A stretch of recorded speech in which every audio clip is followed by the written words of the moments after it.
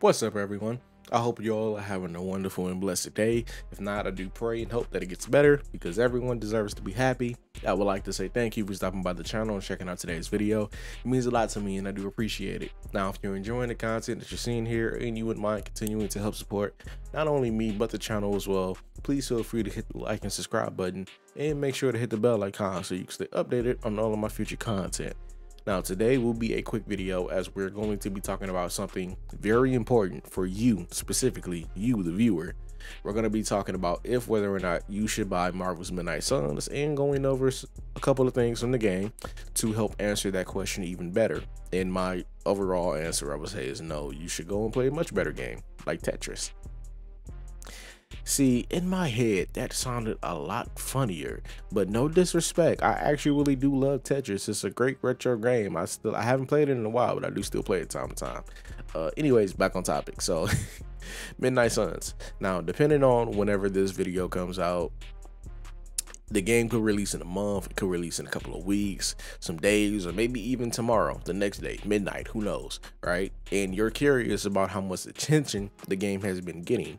In real time, you're seeing how much people's opinions are changing on the game itself. As they're beginning to see more gameplay and features, their opinions are starting to sway a bit. I mean, look at the gameplay you're seeing in front of you now. This is fresh gameplay coming from yours truly.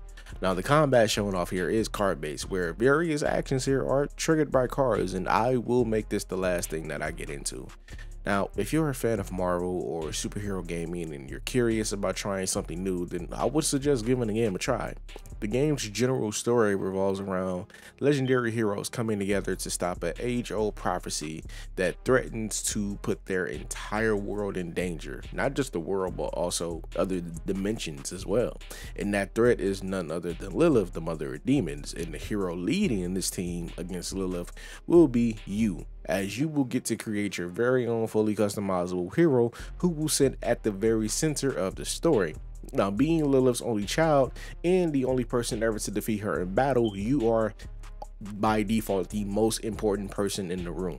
Now, the game is single player, but it's definitely packed with some meaty content, and with the main campaign ranging from around 45 to 60 or so hours, I myself have around 100 or so more hours in the game already, and various different kinds of in-game content and replayability options. The replayability options, for one, are tied to the heroes, right? Some of them. Outside of combat, you will be able to train and live with heroes like Ghost Rider, Spider-Man, Scarlet Witch, Wolverine, and more. The base roster currently sits at 13 heroes, with 4 more set to release in the near future, with Deadpool being the first person up on the bracket. The full DLC roster as of right now for the first season pass will consist of Morbius, Deadpool, Storm, and Venom. Now, in the Abbey, right, you will be able to bond more and more with these heroes as you move throughout a day and night cycle. During the day, you will be able to explore the Abbey in the morning and engage in various things until you're ready to leave on a mission. And when you come back home, it'll be nighttime, and then you'll be able to engage in more activities before the night ends, therefore resetting the cycle. You'll be able to watch your relationships grow and nurture over time, which will offer things like new upgrades to the Abbey grounds, new passive abilities that can be used in combat, and then that character's specific ultimate Midnight Suns ability. But you can only max out 3 to 4 heroes in a single playthrough, so more playthroughs would be required in order to see just what other options are on the table in terms of not only combat potential but conversations and life events around the Abbey. Think like Fire Emblem or Persona in that regard. Now, post-launch content support is here as well. As I've previously stated earlier, our first batch of DLC characters will include Storm, Venom, Morbius, and Deadpool, who each will come with their own story missions, cards, skins, and upgrades for your home base, which is the Abbey. The heroes will all come with their own playstyles as well. None of these heroes will really be echoes of anyone else. Now, you will be able to build them how you want, but they do definitely have their strengths in the areas that they specialize in, which means that there is someone for everyone. If you're a tank that likes giving out as much damage as you can take it, Captain Marvel would be your go-to girl. If you're looking for a high damage dealer that can combo off of himself, Blade is the man that you want for the job.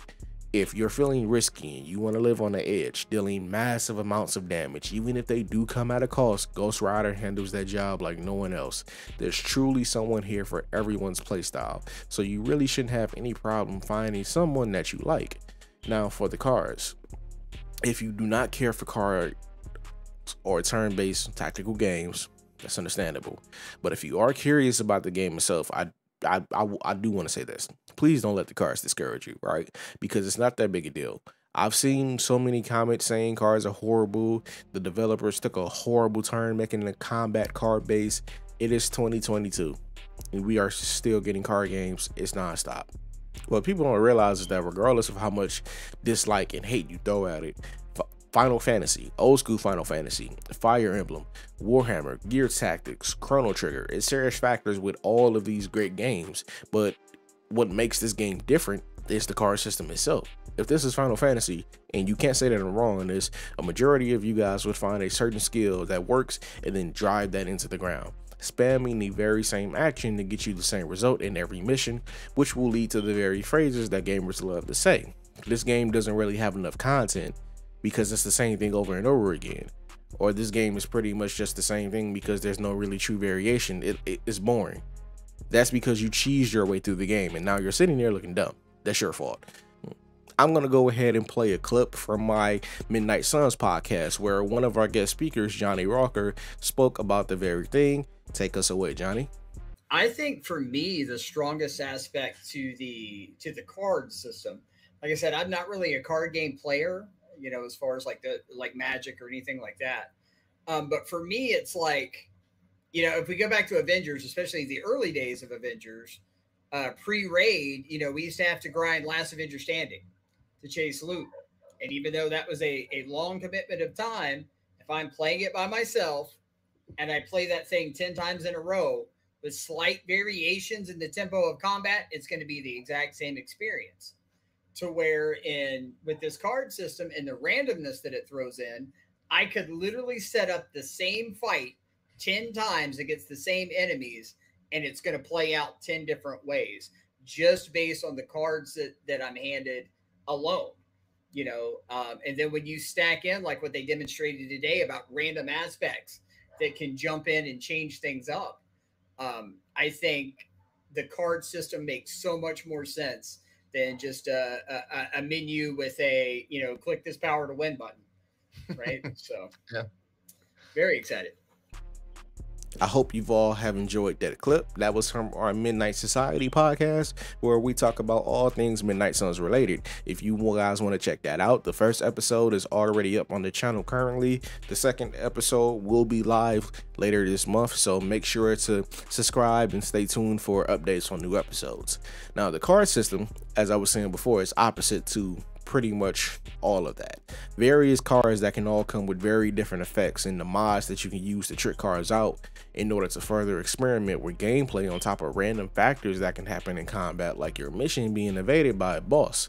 Bosses like Venom and Scarlet Witch can randomly appear in a mission that you're halfway through in an attempt to derail you. If you're a player who likes a constant sense of never fully knowing how a mission encounter can play out, being able to have multiple options at your disposal so you can truly play how you want and not be restricted to a simple 4 or 5 choices, then I think you would enjoy the card system, or at the very least warm up to it, because it invokes a very friendly and mindful system of randomness that you might have been used to in other games before, but you might not have recognized it because it's presented in a different way, a different manner.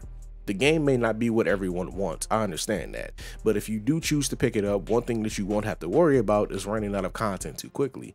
The game is definitely meaty in terms of what you can do and get involved with, not to mention the 8 different difficulties for all of my hardcore players out there in the world.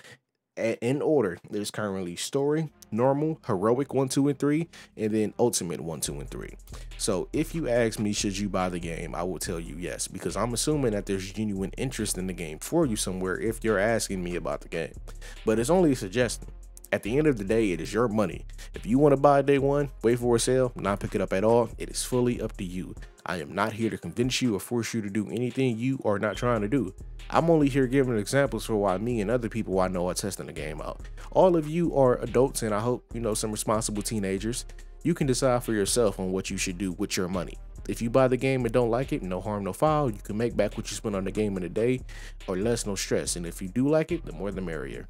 So with all that being said, that's going to bring us to the end of our video. I hope that you guys have all had a great time here, and I hope that this video has been able to shed some light on a few things and hopefully help you come to a decision that you yourself would be okay with. If you've enjoyed the video, please remember to like, share, and subscribe, and smack that notifications bell so that you'll never miss out on any of my Midnight Suns related content, and I will catch you guys in the moonlight. Peace. Trying to the big, trying to live life. Pull it to the club with the bottles on ice. Need a back end by the end of the night. I'm an artiste and a socialite. Trying to do it big, trying to live life. Pull it to the club with the bottles on ice. Need a back end by the end of the night. I'm an artiste and a socialite.